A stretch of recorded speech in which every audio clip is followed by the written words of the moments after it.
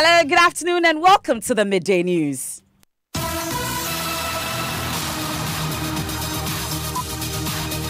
This bulletin is coming to you live from our studios here at Kukumlemle in Accra on digital address GA0993341 on Joy 99.7 FM. It's also live on Love 99.5 FM in Kumasi, affiliates across the country on ABN Radio in London and around the world at myjoyonline.com. The news is brought to you by Telesol 4G, just a touch. In this edition, police CID discloses it has successfully located the girls kidnapped from the western regional town of Takrady and currently working to ensure they return to their families. We know where the girls are. I am unable to give the details because we don't want to compromise their safety. We are working hard together with other stakeholders so that these girls are brought back home safely. We have details from that press conference also as the energy situation begins to bite hard. Government blames the situation on technical challenges, but experts hold a contrary view. They insist it is a financial issue.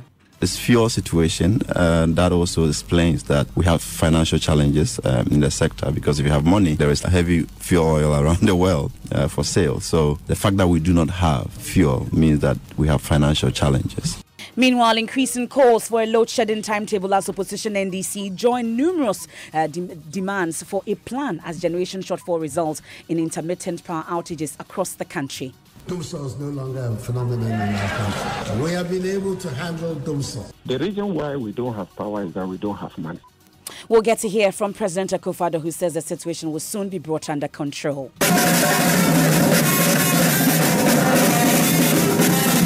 We'll then get on to the streets today where aggrieved Men's Gold customers have been demonstrating. They want Iyoko to sell off the company's assets to pay up their locked-up funds. We are demanding Iyoko to come out publicly.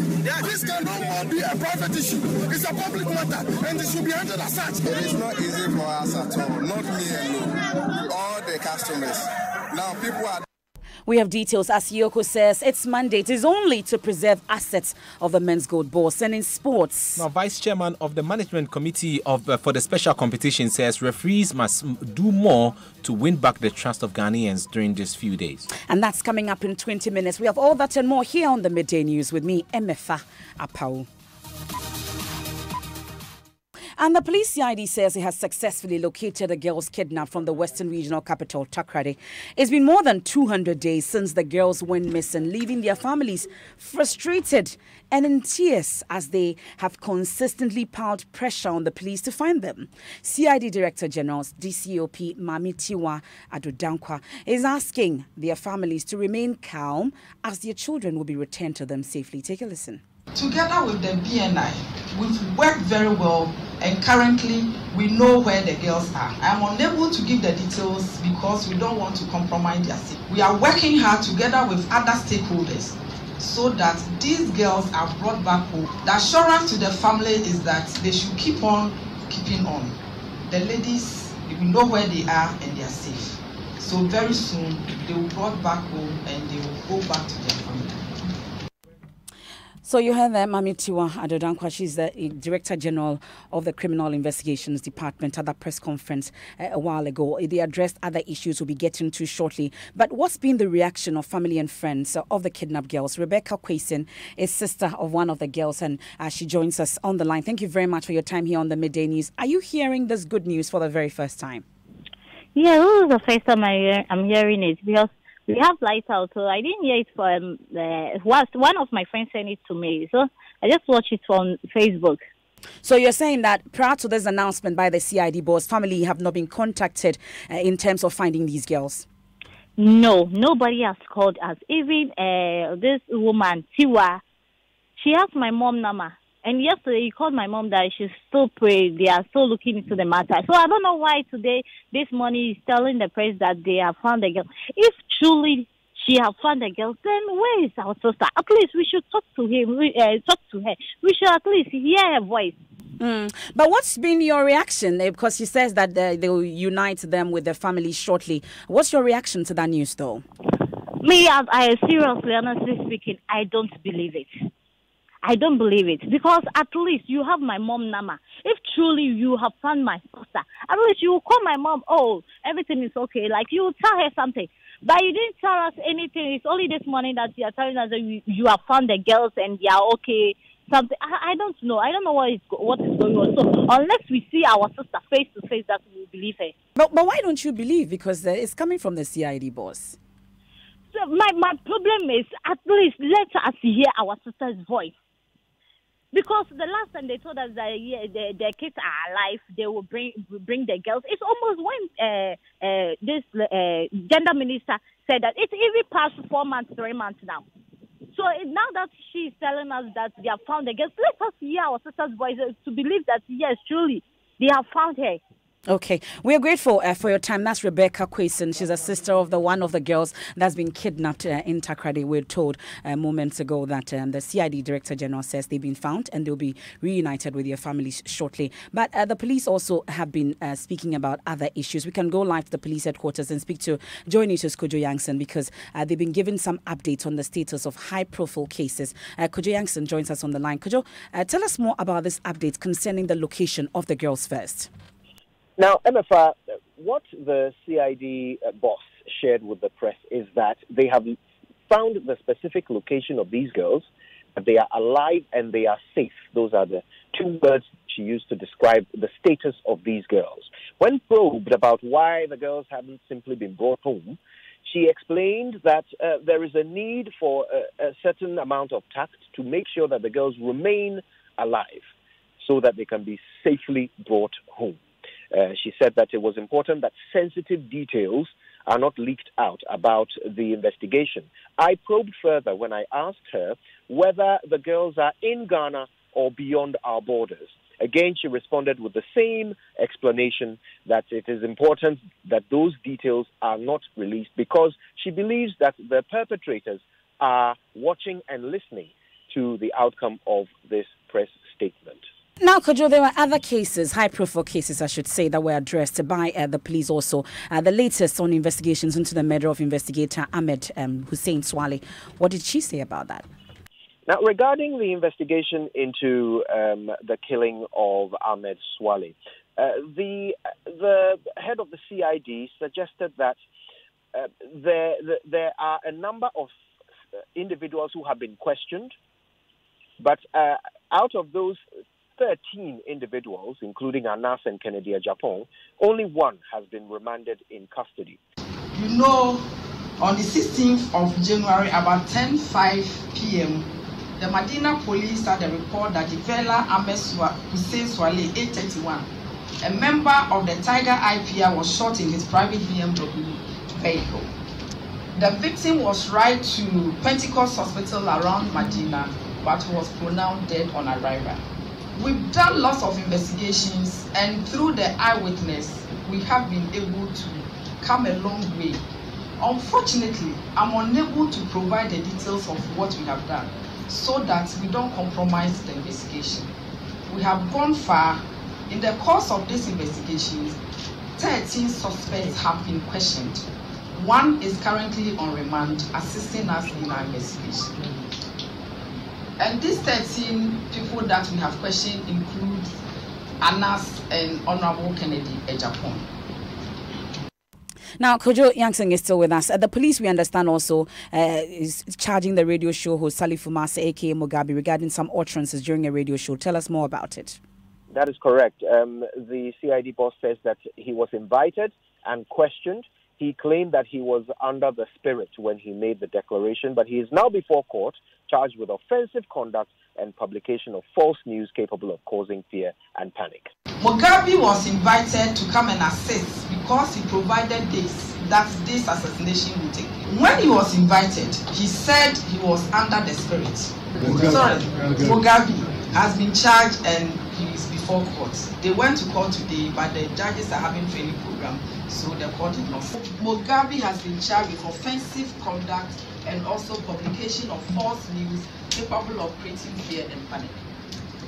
Now, finally, Kojo, and more importantly, the CEO of Men's Gold, Nana Appiah Mensah's case also was at that press conference. Do we know when he's returning to Ghana anytime soon?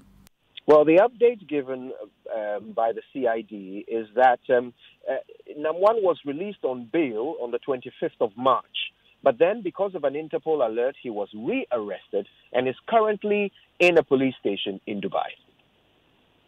On the 4th of March, Nam1 was granted bail, and there was some conditions for his bail. On 25th of March, he was able to execute the bail, and 25th, the lawyers actually obtained the letter for his release. Due to the red alert notice on him, he was rearrested on the instructions of Interpol. The Dubai police has gone ahead to obtain a local warrant of arrest based on the Interpol red notice. He's currently in custody at the Dubai police station. And that case, even though he's on bail, hasn't ended. They will continue to produce him before the court until that case is over, before he's handed over to Ghana. We are in touch with the Dubai police and everything is on course. That's the Director General of the CID, Mamitiwa Adodankwa, on the status of Nana Appiah Mensah. We can cross over on that note to the offices of the Economic and Organised Crime Office, since this latest information on Nam1 has some implications for many customers of the gold dealership. Nancy Emefa Adradosi reports the customers have staged a protest demanding that his assets are liquidated so they have their investments back. Nancy joins us on the line. Nancy, where exactly did they start this protest from and what have they been saying? For MFA, so they converged at the Arts Center, which is just a few meters away from Iyoko. Now, when they got here, the officials of Iyoko came out to meet the leadership and were told that they wanted to have a discussion with them in the premises of Iyoko. So after an hour of this meeting, they finally came out and they said that they demanded that Iyoko publishes the assets of Nam1, and also they understand that the account of Nam1 is also frozen, and so they wanted details on all of that. But Iyoko declined the offer. In fact, Iyoko told them that they could not, they didn't have the mandate, they didn't have the authority to reveal how much or the worth of the asset that they have been able to get. Their only mandate is to preserve the properties and assets that have been seized from Nam1. We are demanding Iyoko to come out publicly. This can no more be a private issue. It's a public matter, and it should be handled as such. We need this issue to be handled as a public matter, and public hearing should be given to it. We know that earlier you had petitioned them several times. Did you hear anything from them? No, we have petitioned them severally. They have not heard from us. When we went there, we had a meeting with them. They said the investigation was undergoing. But till now, we've not had any hearing. It's the past 4 months to 5 months. By now, they should finish with whatever assets they have. Our members are dying. Our members are falling sick. Some are paralyzed. Some have strokes. Some have people are lot of family issues. Some of their children are home. It is not easy for us at all. Not me alone. All the customers. Now people are dying. We had an information. We have it on our record that 15 people has died. So it is not easy. Even to take care of homes is not easy. Right now, I can't pay for my kids' school fees, and we don't live in a country like. You have there some customers of Men's Gold picketing some key institutions, including the Economic and Organised Crime Office. And you heard that my colleague Nancy Emefa Adradosi bringing us up to speed on that. Now, let's talk about some other issue that most of you are talking about, power.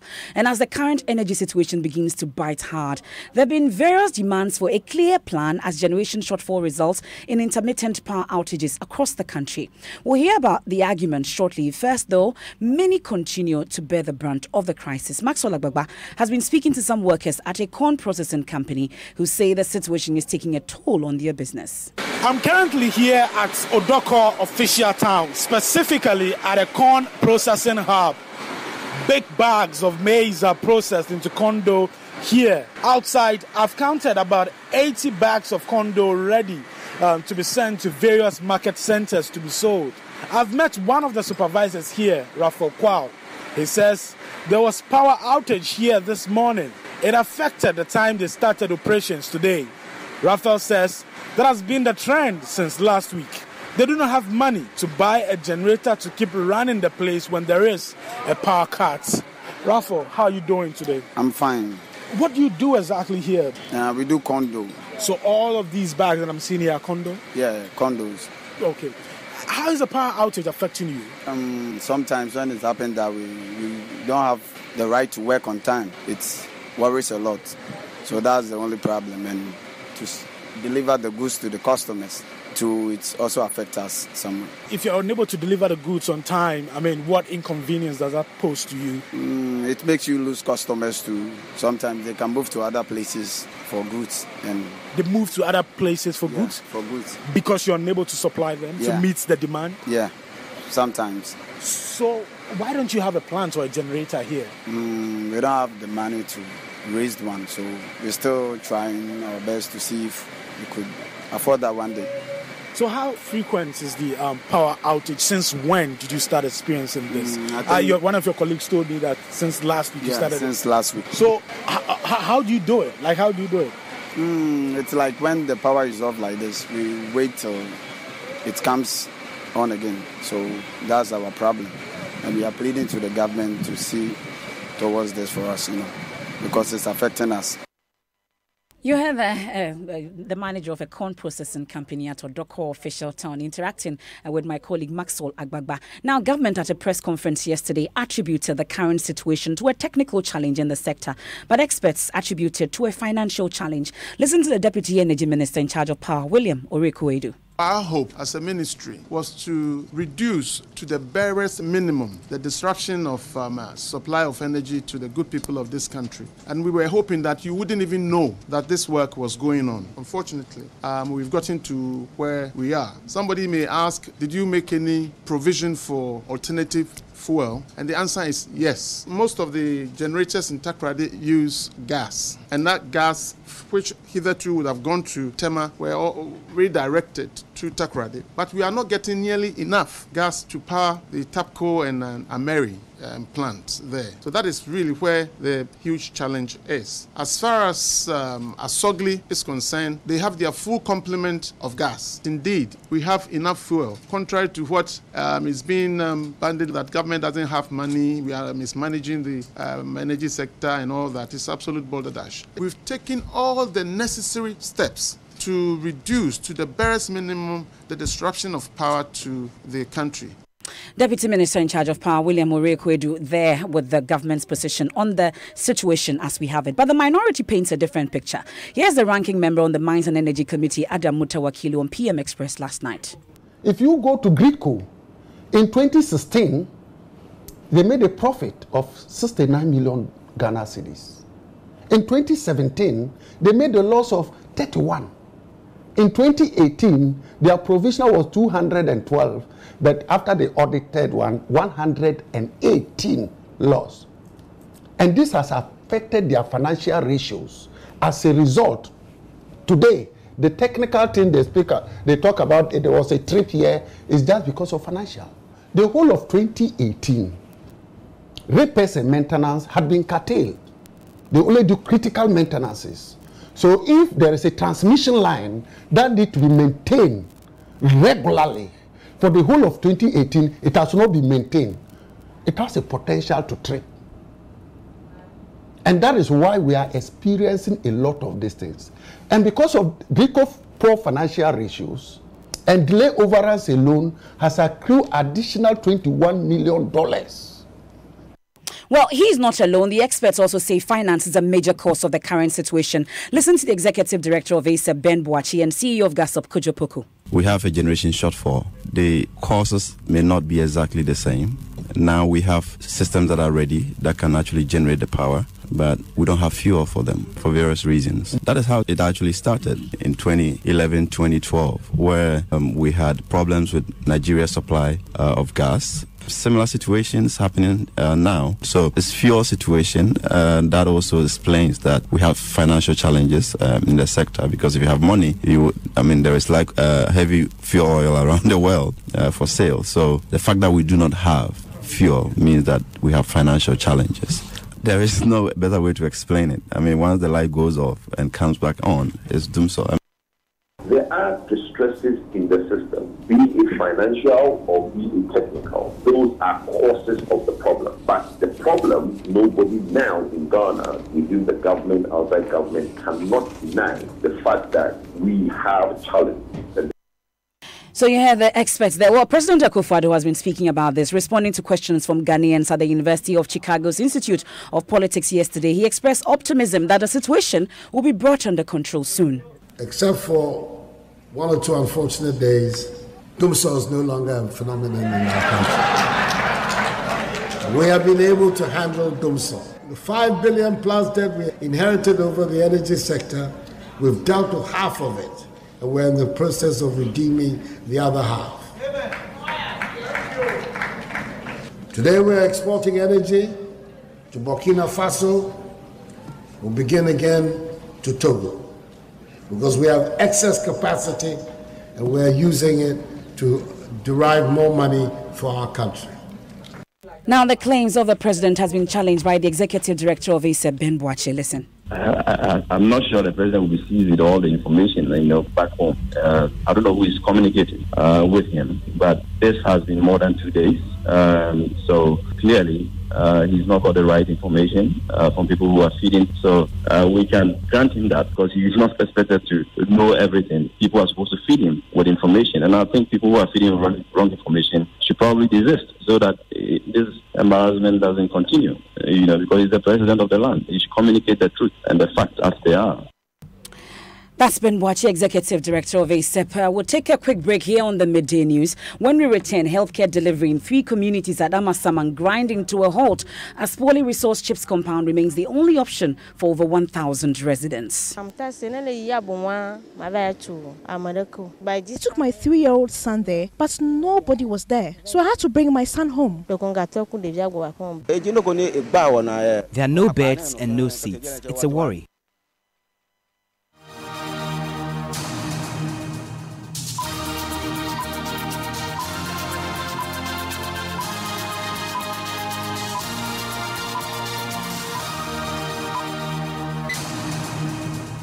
Thanks for staying with the best. And that's the Midday News here on Joy 99.7 FM. Let's do sports now. Redwan has the latest. Yes, MFA now, after the number 12 documentary, referees in the country must double their efforts and also convince all that mistakes are genuine and not influenced by money, exchanging hands between them and some unscrupulous club officials. Now, few complaints came in after the opening weekend of the special competition, and so the management committee, that's the vice chairman of the management committee for the competition, Dr. Patrick Ofori, says match officials must be at their utmost best. There is that likelihood that nobody gets into the game without necessarily having a passion for a particular team that drives them to pick up a profession as a player, as a coach, as a referee. So normally, as part of their orientation and as part of their development processes, we need to have that self-awareness training to accept the fact that they are a profession and that there are certain competencies and a certain integrity level that we expect from them. And they also need to show certain level of mental toughness that they will be able to cope with the demands, especially both the psychological and the physical demands of the game. You heard Dr. Patrick Ofori there. There's more on the Normalization Committee special competition, on our website, myjoy9.com. Click on the sports button. Thank you, Ridwan, for sports. Now, Ghana's Foreign Minister Shelley Ayoko-Botchwey is meeting with the United States Secretary of State to review visa restrictions imposed on Ghana. The U.S. State Department took the decision following Ghana's refusal to provide traveling documents to over 7,000 alleged Ghanaians detained for various offences. President Akufo-Addo, who is currently in the U.S., is hopeful the talks will clear all outstanding issues to enable the lifting of the visa restrictions. The Foreign Minister visiting with us and our ambassador will be with the State Department and the Homeland Security to continue to debate the issue. We think that the American administration got the wrong end of the stick, and we have spent the last couple of months trying to explain to them exactly what the realities are. So I'm hoping that the meeting that the two of them will have, both the State Department and the Department of Homeland Security, will bring better news for us. We'll cross our fingers and wait to see. Now, Joy News editor Araba Kumsin joins me live from Chicago, U.S., with an update on the U.S. visa restrictions imposed on Ghana on that meeting. Araba, what do we know from that meeting?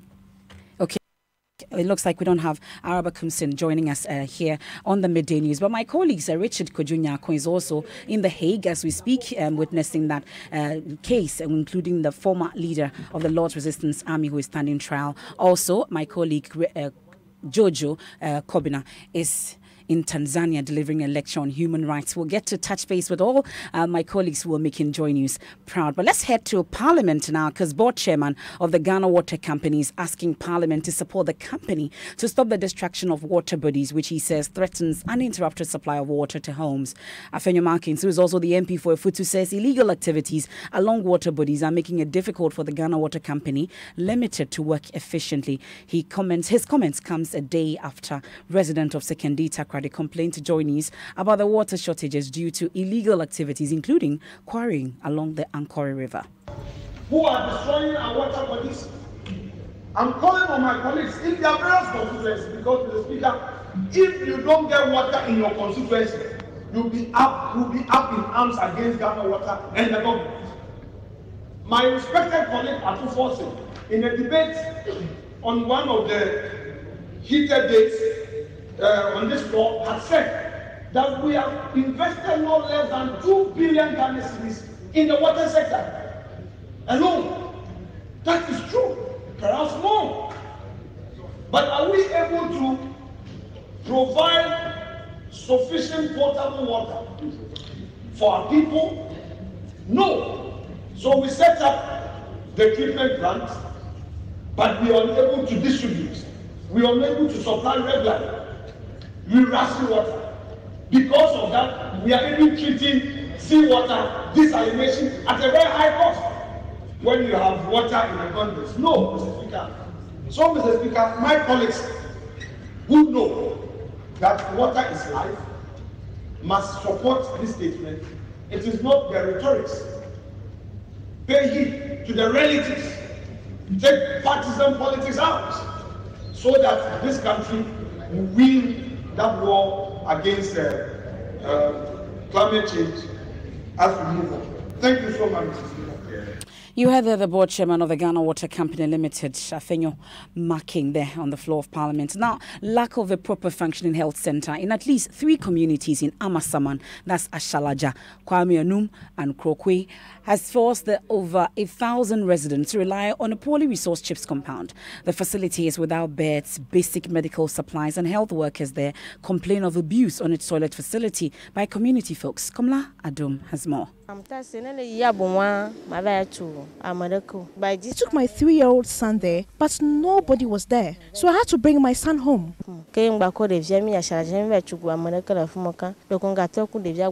Just one of the stories highlighting a case of healthcare delivery on its knees at Kwame Anum, Ashalaja, Hobo, and other adjoining communities at Amasaman in the South municipality. 36-year-old Hannah's 3-year-old son is alive today only by a miracle, she tells me. We need more personnel there, plus there are no furniture for patients, so sometimes we are forced to stand with our babies. Nee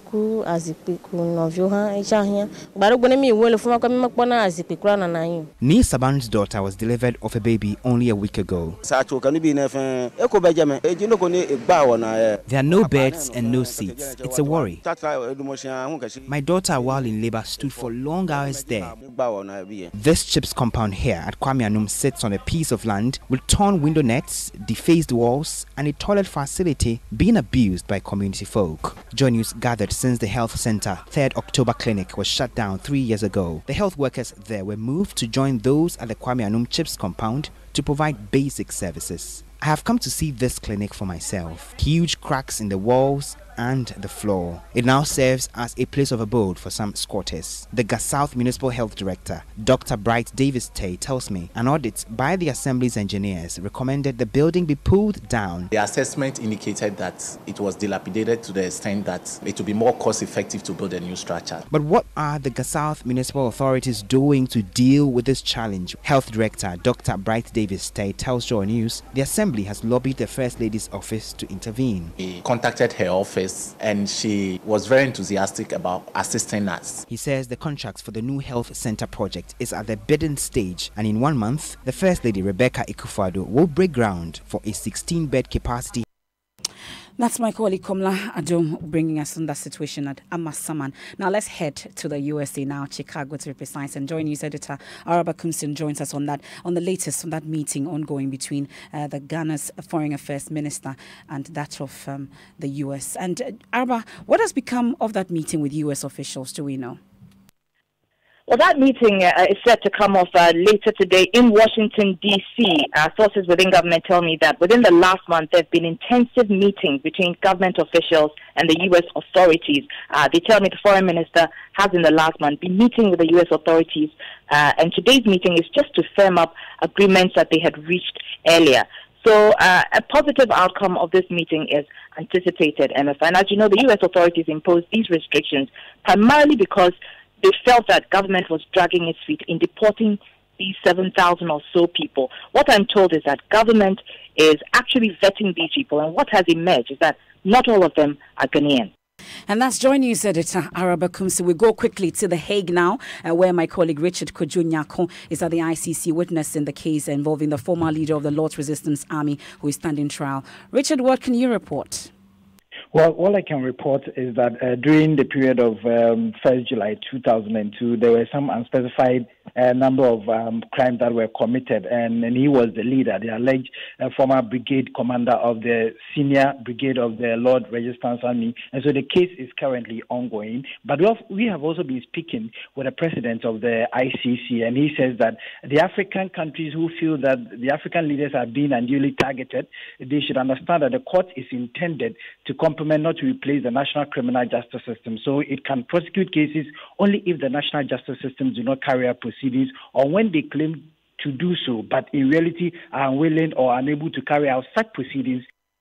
You heard my colleague Richard Kojo-Nyako reporting from The Hague. Of course, Araba Kumsin also reported earlier from the USA. Later, we'll speak to Jojo Kobina, who is delivering a lecture on human rights in Tanzania. And we'll check out quickly what's trending on social media maps. All right, people are still talking about Dumso on Twitter. At KDB says Dumso is not back. It's all in your head. And Abdul Junoko says, when your energy and power managers are weak, hashtag Dumso will expose you. And that's it for the midday news on Joy 99.7 FM. I am MFA Apau. Thanks for your company.